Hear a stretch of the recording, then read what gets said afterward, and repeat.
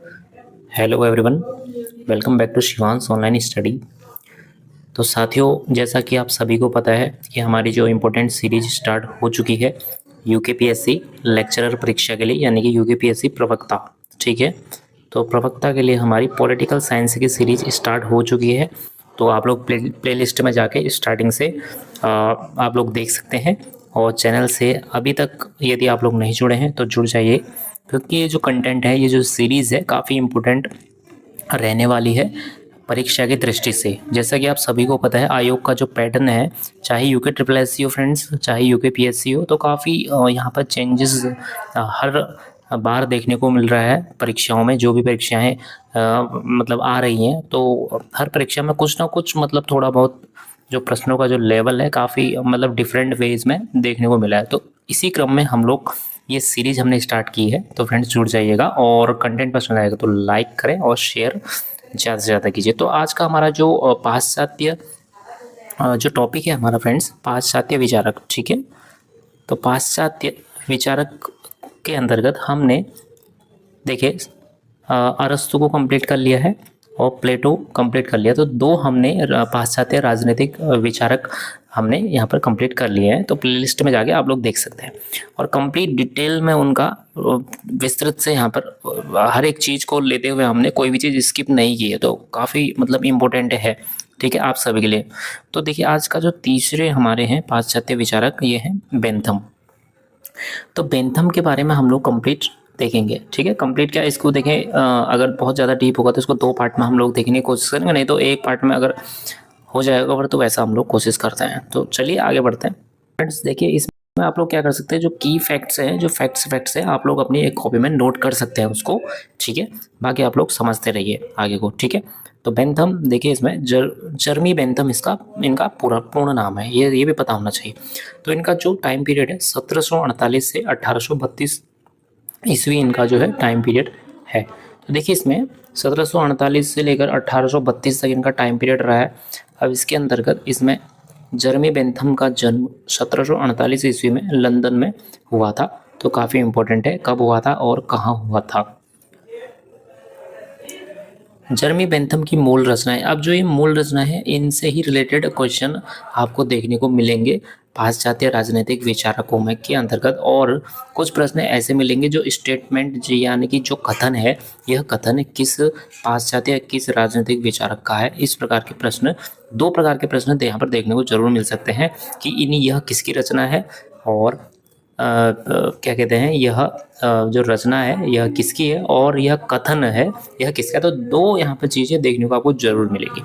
बाकी तो ओवरऑल इनका ठीक है, डिटेल जानना जरूरी है, इनका बैकग्राउंड जानना जरूरी है, क्योंकि जो पैटर्न है, जैसे कि मैंने आपको बताया था, काफ़ी चेंज देखने को मिल रहा है। तो इस परीक्षा में भी जरूर आपको बहुत सारे चेंजेस देखने को मिलेंगे, लेकिन कंप्लीट स्ट्रेटजी, जो कंप्लीट आपका जो सिलेबस है वो कंप्लीट करना बहुत ज़रूरी है, क्योंकि कुछ भी आ सकता है फ्रेंड्स क्वेश्चन। अब देखिए जर्मी बेंथम की मूल रचना है। अब इसमें देखिए पहले जो है अ फ्रेगमेंट ऑन गवर्नमेंट 1891। ठीक है, तो ईयर भी बहुत ज़्यादा जरूरी है। नेक्स्ट है an introduction to the principle of morals and legislations. ठीक है, तो 1879। नेक्स्ट है कॉन्स्टिट्यूशनल कोड 1830 का है।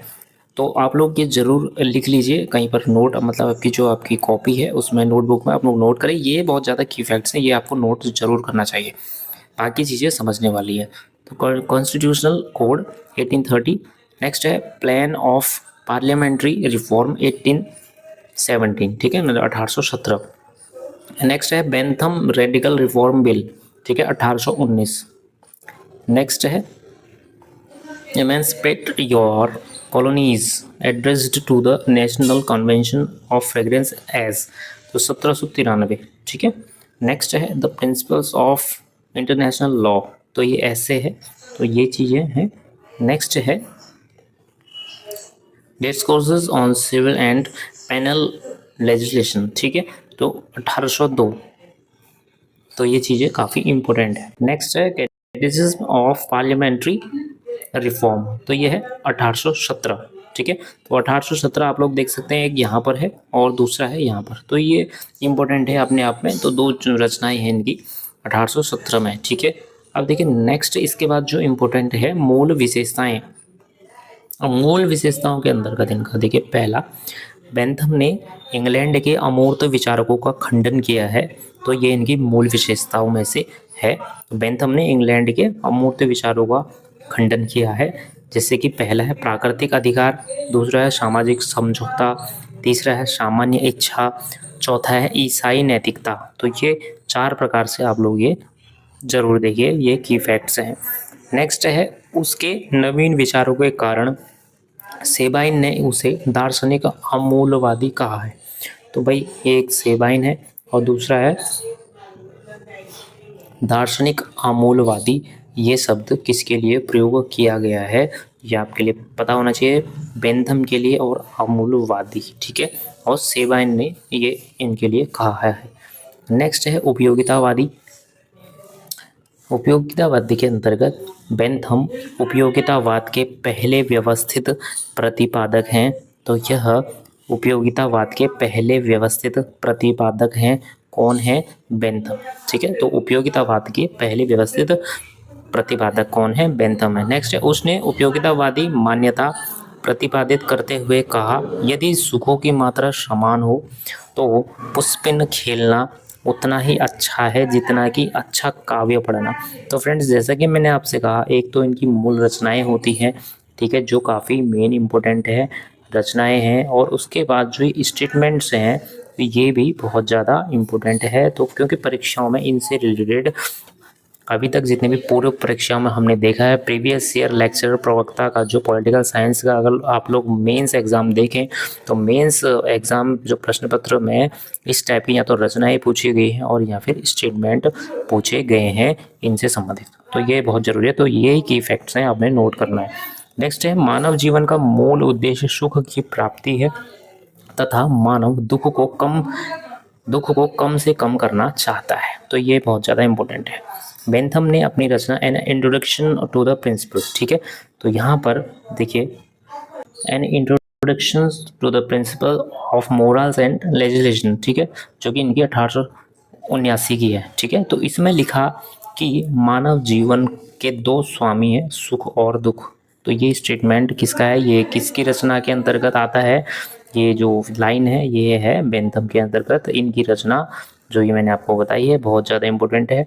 इसके बाद है नेक्स्ट, ऐसा कार्य जो मानव को ज़्यादा से ज़्यादा सुख प्रदान करे वह उपयोगी। तो इन्होंने क्योंकि सुखों को ज़्यादा मतलब कि बोला है, तो क्योंकि सुख की प्राप्ति करना ही मानव का उद्देश्य है जीवन में, मानव जीवन में, और दुखों को वो कम से कम देखना चाहता है, दुखों को वो कम से कम करना चाहता है, ये बेंथम का कथन है।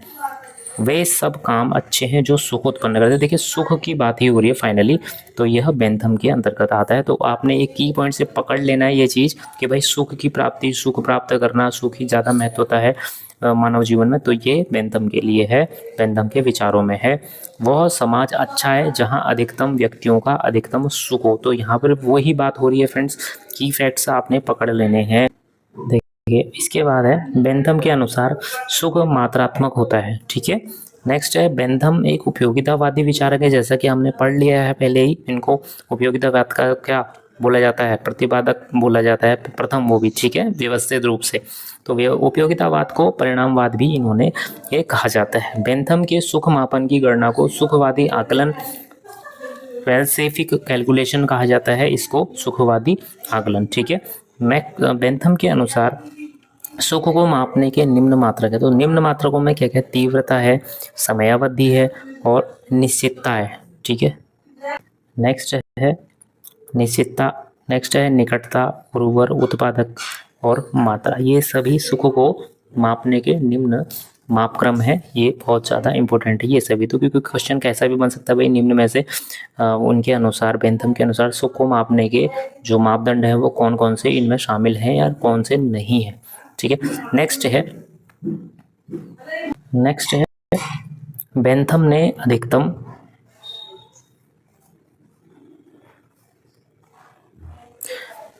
अधिकतम व्यक्तियों के अधिकतम सुख का विचार दिया। उसने यह विचार हचिसन से लिया, तो ये इम्पोर्टेंट है। नेक्स्ट है सुख और दुख नाम शब्द उन्होंने प्रिस्टले से लिया है, ठीक है। अगला है उपयोगितावाद एवं उदारवाद। अब देखिए उपयोगितावाद एवं उदारवाद, उपयोगितावाद उदारवाद का एक प्रकार है, ठीक है, तो ये इम्पोर्टेंट है। जो भौतिकवाद तथा सुख दुख के आधार पर संवैधानिक लोकतंत्र एवं अधिकारों को मान्यता देता है, और उपयोगितावाद का व्यक्तिवादी विचार है। ठीक है, तो ये बहुत ज़्यादा इम्पोर्टेंट है। अब देखिए नेक्स्ट है राज्य। अब इनके अनुसार देखिए, राज्य एक कृत्रिम संगठन है। ठीक है, कृत्रिम संगठन है राज्य। व्यक्ति के संगठित समूह को राज्य कहा जाता है। तो इन्होंने व्यक्ति के संगठित समूह को ही राज्य कहा है। व्यक्ति सुख की प्राप्ति के लिए राज्य का निर्माण करता है। तो यह कथन किसका है? बेंथम का है। अब नेक्स्ट है बेंथम के अनुसार राज्य की प्रकृति यांत्रिक है। तो यह बेंथम के अनुसार है। अतः बेंथम के विचार में व्यक्तियों को राज्य के द्वारा अधिकार प्राप्त होते हैं। राज्य के द्वारा ही व्यक्तियों को अधिकार प्राप्त होते हैं। बेंथम के अनुसार राज्य ठीक है यदि वह सुख प्रदान करता है, अतः राज्य का आधार सुख है। तो सुख का ही यहाँ पर मेन प्रेफरेंस है, आपने पकड़ लेना। तो इसीलिए मैं कोई भी चीज़ स्किप नहीं कर रहा हूँ फ्रेंड्स, क्योंकि जो एक कॉरिलेशन बनता जाता है, जो एक कनेक्टिविटी बनती है, जब आप सारी चीज़ें आप जब देखेंगे तभी आप एक दूसरे से एक मतलब विचारक को दूसरे विचारक के साथ कनेक्ट कर सकते हैं अच्छे तरीके से, और उनमें डिफरेंस कर सकते हैं कि क्या उनकी अलग अलग उनके विचार हैं। तो इसी प्रकार से हमने कोई भी चीज़ स्किप नहीं करनी। जो सारी चीज़ें आप लोग एक बार देख लें तो आपको तभी आप लोगों को सही से आप लोग डिफरेंस कर सकते हैं इन सभी विचारों को के मध्य। ठीक है, नेक्स्ट है बेंथम ने राज्य को एक उपयोगी संस्था बताया क्योंकि यह व्यक्तियों के सुखों में वृद्धि करती है। अब देखिए जैसे कि बताया कि राज्य को इन्होंने एक कृत्रिम बता रखा है। ठीक है, कृत्रिम स्रोत बता रखा है, और जो एक व्यक्तियों का समूह है, जो व्यक्तियों का समूह या संगठन है, वो क्या है? वो राज्य है। इन्होंने ऐसा बताया। और राज्य ही क्या बोल रहा है? राज्य ही क्या करता है? सुख प्रदान कर रहा है। ठीक है, तो राज्य का आधार सुख है। तो मेन चीज इसमें आपने देख लिया सुख। ठीक है, तो यह बेंथम के कथनों में है। ठीक है, नेक्स्ट है अधिकार। बेंथम ने प्राकृतिक अधिकारों की संकल्पना का खंडन किया तथा प्राकृतिक अधिकारों को बकवास कहा। आप देखिए, तो प्राकृतिक अधिकारों को भैया बकवास कहते हैं।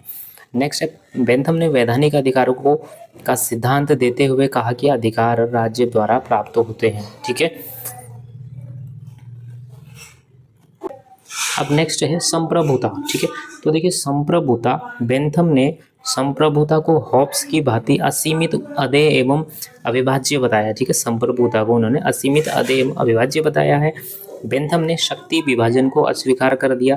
बेंथम ने शक्ति विभाजन को अस्वीकार किया। उन्होंने राज्य को वैधानिक संप्रभु कहा है भाई। ठीक है, तो वेरी वेरी इंपॉर्टेंट है ये स्टेटमेंट्स अपने आप में, जो की फैक्ट्स हैं आपने नोट जरूर आप लोग कर लें। बेंथम के समर्थन में ऑस्टिन ने संप्रभुता का सिद्धांत भी दिया है, ये भी अपने आप में ठीक है। नेक्स्ट है समाज।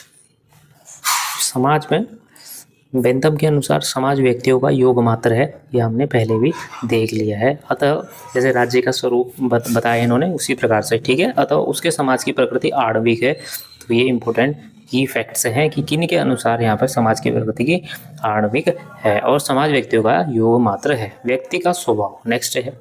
अब देखिए व्यक्ति का स्वभाव, व्यक्ति ज़्यादा से ज़्यादा सुख प्राप्त करना चाहता है। ठीक है, तो ये हमने देख लिया। कल्याणकारी राज्य का विचार।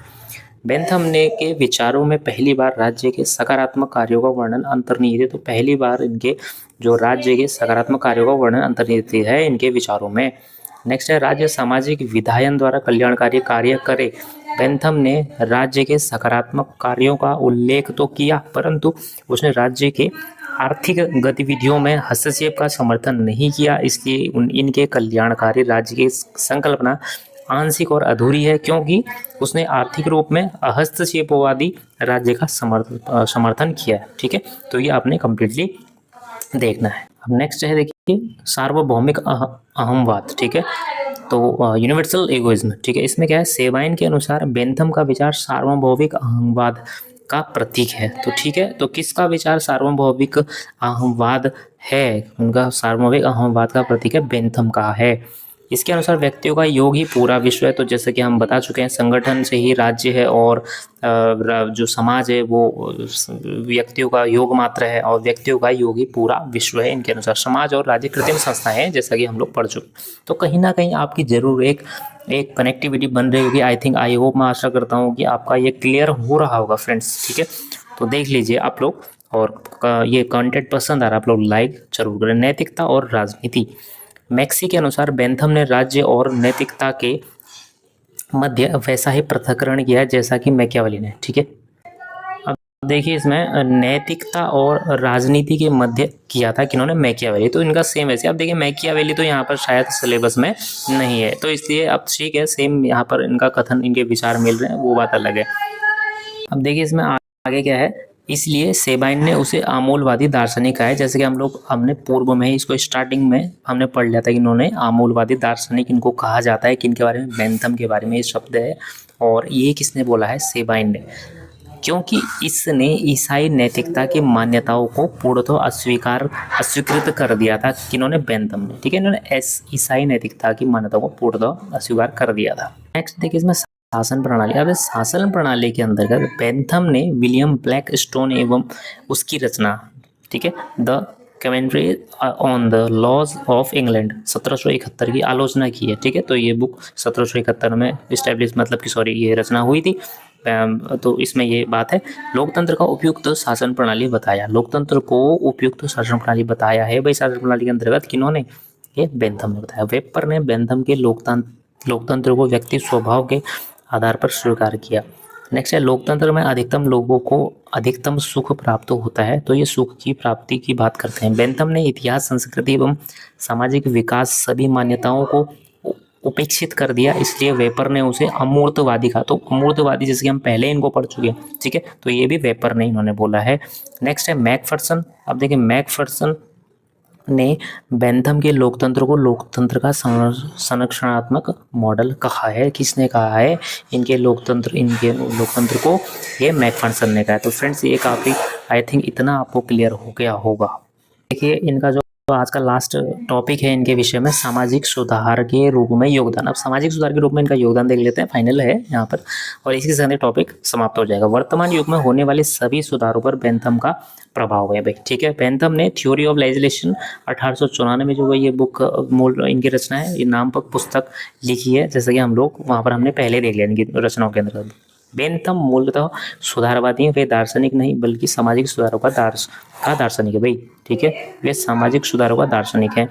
बेंथम के विचारों का मूल केंद्र सुधार है, तो सुधार बहुत ज़्यादा मेन है, तो सुधार के रूप में इनका योगदान रहा है। शिक्षा के माध्यम से सुधार इन्होंने किया है। बेंथम की जेल सुधार योजना को पैनोप्टिकन कहा जाता है, बहुत ज़्यादा इंपॉर्टेंट है। तो ये की फैक्ट्स हैं, आप लोग इनको नोट करें जहाँ पर मैं बोल रहा हूँ। बेंथम ने एक व्यक्ति एक मत का विचार प्रतिपादित किया। नेक्स्ट है, कार्लाइल ने बेंथम के दर्शन को सुअर का दर्शन कहा है भाई। ठीक है, ये भी थोड़ा आप लोग याद करें। बेंथम ने अपने विचार में कल्याणकारी राज्य का आधार रखा।